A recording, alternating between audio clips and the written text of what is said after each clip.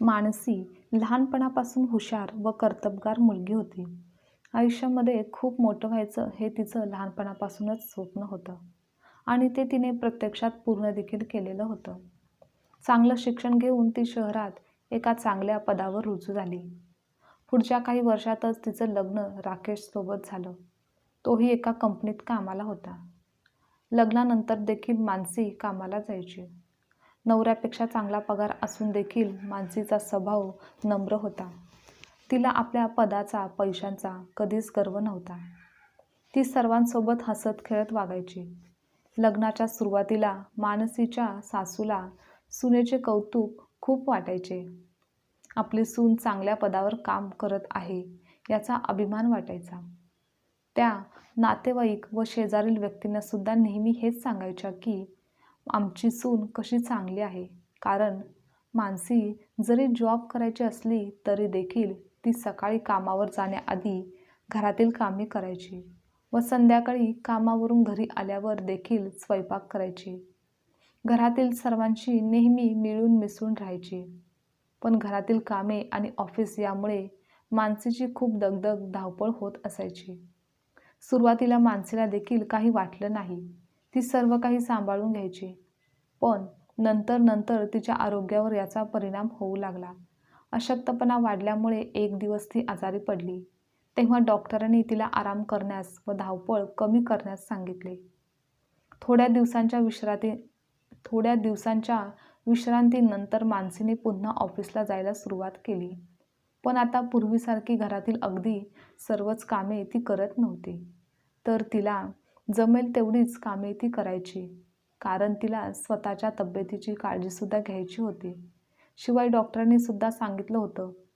आता मात्र मानसीच्या सासूला राहिलेली कामे करायला लागायची. त्यामुळे ती चिडचिड करायची. सासूला वाटायचं की घरात सून असूनही स्वतःलाच कामे करायला लागतात. म्हणून अलीकडे त्या जरा नाराजच असायच्या. पूर्वीप्रमाणे सुनेचे कौतुक नाही किंवा मानसीसोबत जास्त बोलणे नाही. आणि जेव्हा ही मानसी काहीतरी बोलायची, विचारायची तेव्हा अगदी मोजक्या शब्दात त्या बोलायच्या, वागायच्या. असं बरेच दिवस चालू होतं. सासूचे बदललेले वागणे मानसीच्याही लक्षात आलं होतं. पण तिने त्याकडे दुर्लक्ष केलं. काही दिवस असेच निघून जातात. नेहमीप्रमाणे मानसी सकाळी जमेल ती कामं करत असते. तेव्हा सासू येते व मानसीला बोलते की आज तू ऑफिसला जाऊ नकोस. तू आज सुट्टी घे. कारण घरी पाहुणे येणार आहेत. त्यामुळे त्यांचा पाहुणचार करावा लागेल. तर तू घरीच थांब. मानसी बोलते, नाही, आज मी सुट्टी घेऊ शकत नाही. आज महत्त्वाची कामं आहेत. शिवाय आज आमचे मुख्य सरांची ऑफिसला भेट देखील आहे. ते आज ऑफिसमध्ये येणार आहेत. तर सर्व स्टाफ हजर पाहिजे. त्यामुळे आज कोणालाच सुट्टी घेता येणार नाही. त्यामुळे मी आज थांबू शकत नाही. तेव्हा सासू रागातच बोलते, तुझं ऑफिस तर रोजचंच आहे. रोज जातेसच ना. मग आज एक दिवस नाही गेली तर काही बिघडणार नाही. पण आज पाहुणे घरी आल्यावर जर तू इथे नसशील तर ते चालणार नाही. तुला तर घरातील कामे टाळायला कारणच हवं असतं. सासूबाई, असं काही नाही. आज खरंच महत्त्वाचं आहे म्हणून मी थांबू शकत नाही. आणि तसंही पाहुणे दुपारनंतर येणार आहेत. तर मी संध्याकाळी लवकर घरी येईन आणि स्वयंपाक करेन. तरी देखील सासूबाई तिच्यावर चिडतात. ते काही नाही. कारण सांगू नकोस. आज तू घरीच थांबणार आहेस. नाही, मी असं करू शकत नाही. कारण आज मी ऑफिसला जाणं पण तेवढंच महत्त्वाचं आहे. असं बोलत मानसी आवरण्यासाठी जाते. त्यावर सासूबाई रागातच बोलतात, तू हे बरोबर करत नाहीस. तुला सासूची किंमतच नाही. मी काहीतरी सांगत आहे आणि तू सरळ न ऐकता ऑफिसला जात आहेस. हे चुकीचं आहे. मला माफ करा. पण आज जाणं गरजेचं आहे. असं बोलून मानसी ऑफिसला निघून जाते. मानसी गेल्यानंतर देखील सासूची बडबड चालूच असते. तिकडे मानसी ऑफिसमध्ये गेलेली असते पण तिचं सर्व लक्ष घराकडे असते. सकाळी जे काही सासू बोललेल्या असतात ते तिला आठवत असतं आणि मनात कुठेतरी भीती पण असते की संध्याकाळी घरी गेल्यावर काय होईल आणि काय नाही. पूर्ण दिवस असाच जातो. संध्याकाळी मानसी थोडं दचकतच घरी पोहोचते. तर सासू व पाहुणे म्हणजेच नंदेचे कुटुंब, सासूच्या बहिणी हॉलमध्ये बसलेले असतात. तेव्हा आल्यानंतर मानसी त्यांच्याशी 5 मिनिट बोलते व फ्रेश होऊन लगेच स्वयंपाकघरात जाऊन पाहते तर अजून जेवणाची काहीच तयारी किंवा सुरुवात देखील झालेली नसते. तेव्हा मानसीला खरं तर चहा घ्यायचा असतो, पण काम पाहून ती आधी कामालाच सुरुवात करते. तिकडे हॉलमध्ये सर्वजणी गप्पा मारत असतात. मानसीविषयी सुद्धा काही ना काहीतरी बोलतच असतात. सासूची बहीण बोलते, "काय गं तुझी सून? ऑफिसमधून आली, 2 मिनिटे ते थांबली काय आणि लगेच आत निघून गेली. तिला काही माणुसकी आहे की नाही? काम करते म्हणजे एवढा कसला गर्व यायला पाहिजे?" मानसी मात्र स्वयंपाकघरात तिचे काम करण्यात व्यस्त असते आणि पुढच्या काही तासातच मानसीचे सर्व जेवण बनवून तयार देखील झालेले असते. तेव्हा मानसी सासूला आवाज देऊन बोलावून सांगते की जेवण तयार आहे, फक्त सर्वांसाठी पाण्याचे ग्लास, वाटी आणि ताटं घेऊन या. तर सासू रागावूनच बोलते, "तुला दिसत नाही? माझी बहीण व मुलगी आलेली आहे, त्यांच्यासोबत गप्पा मारत आहे, तर तुला आणायला काय झालं?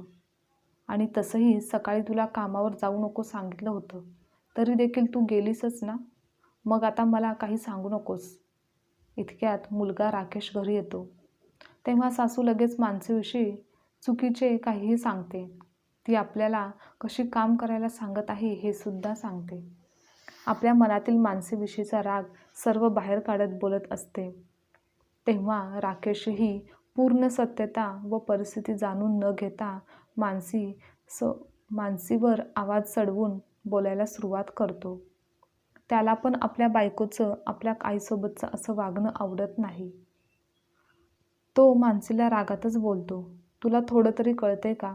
घरी पाहुणे आलेले आहेत आणि तू सर्व काम करण्याऐवजी, त्यांचा पाहुणचार करण्याऐवजी तू आईलाच का सांगत आहेस? पाहुणे काय ते कायमचे इथे राहणार आहेत का? कधी तर ते येतात तर तुलाच सर्व पाहायला हवं. घरची सून आहेस तर ते तुझं कर्तव्य आहे, हे विसरू नकोस." तेव्हा मानसी राकेशला समजावून सांगण्याचा प्रयत्न करते की मी काही काम सांगत नव्हते, तर मी फक्त पाण्याचे ग्लास आणि वाटी बाहेर घेऊन जाण्यासाठी बोलत होते. मी तर स्वयंपाक तयार केलेला आहे. तरी देखील राकेश आईची बाजू घेऊन बोलायला सुरुवात करतो. तेव्हा मात्र मानसीला पण आपल्या नवऱ्याचा राग आलेला असतो. ती त्याला बोलते की मीही दिवसभर काही बसून नव्हते. दिवसभर ऑफिसचं काम करूनच घरी आले आहे आणि संध्याकाळी आलं की लगेच कामाला सुरुवात केली आहे आणि रोजही रात्री झोपेपर्यंत माझं काम चालूच असतं. सकाळी पण उठल्यापासून ते ऑफिसला जाईपर्यंत माझं काम चालूच असतं. डॉक्टरांनी मला धावपळ कमी करण्यास सांगितलं आहे, पण तरीही मी आईंना कामाचा जास्त भार पडू नये म्हणून रोजही मला शक्य होईल तेवढे सर्वच कामे करण्याचा प्रयत्न करतच असते.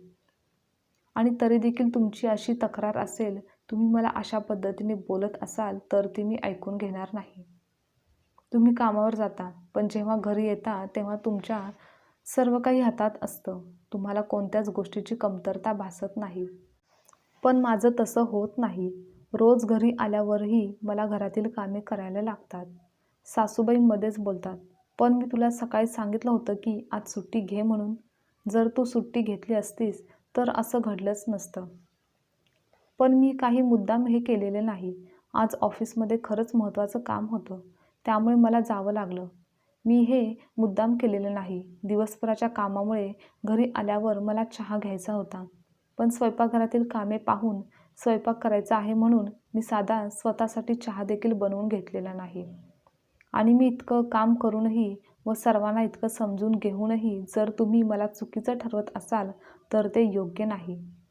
मी या घरची सून आहे, त्यामुळे मान्य आहे की माझ्या काही जबाबदाऱ्या, कर्तव्य आहेत व त्या पूर्ण करण्याचा मी प्रामाणिकपणे प्रयत्न करतच असते. पण त्याआधी मीही एक माणूस आहे, मलाही मन आहे हे विसरून जाऊ नका.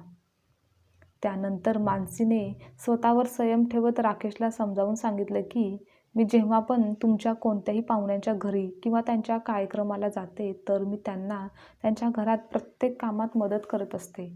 त्यांनी काही काम सांगितलं तर ते खुश होऊन मी करत असते. पण इतकं करूनही जर सासूबाईंना मी थोडंसं काम सांगितलं तर इतका राग का येतो? यावर राकेशला मानसीचे बोलणे पटते व तो आपल्या आईला म्हणाला की आई, जर मानसी फक्त किचनमधून आपल्या सर्वांसाठी पाण्याचा ग्लास घेऊन जाण्यासाठी सांगत होती तर मग काय झालं? सर्वांनी तिलाही मदत करायला हवी. आणि आई, मी घरात जेवढे पैसे कमावून आणतो त्याच्यापेक्षा जास्त पैसे मानसी कमावते. पण तरीही तिने आजपर्यंत या गोष्टीचा गैरवापर कधीच केला नाही किंवा कधी कोणालाही काही बोलून दाखवलं नाही. तिने या घराला मनापासून आपलं मानलं आहे, तर आपणही थोडं समजून घ्यायला हवं. आणि मी कामावरून आल्यापासून ते कामावर दुसऱ्या दिवशी सकाळी जाईपर्यंत आरामच करत असतो. पण मानसी ऑफिसमधून आल्यापासून ते दुसऱ्या दिवशी ऑफिसला जाईपर्यंत सकाळी संध्याकाळी देखील काम करत असते आणि ऑफिस पण बघते. तर मग आपण पण तिचा विचार केला पाहिजे. त्यानंतर सासूबाईंनाही कुठेतरी त्यांची चूक उमगली. त्यांना जाणीव झाली की खरंच आपली सून चांगली आहे आणि आपण उगाच क्षुल्लक कारणावरून घरात वाद निर्माण करत आहोत. हे मनातून समजलं होतं, पण आपली किंमत कमी त्यांना होऊ द्यायची नव्हती. त्यांना माघार घ्यायची नव्हती. कारण त्यांना असं वाटत होतं की मी सुनेसमोर हार का मानून घेऊ. तेव्हा सासूच्या बहिणीने पण त्यांना समजावलं की खरं तर मानसीची काहीच चूक नाही. ती गुणी सून आहे. आम्ही लग्न झाल्यापासून पाहत आहोत. ती तिचं कर्तव्य कायमच पार पाडत असते आणि तीही सर्व घरासाठीच तर करत असते ना. मग आपणही थोडं समजून घ्यायला हवं.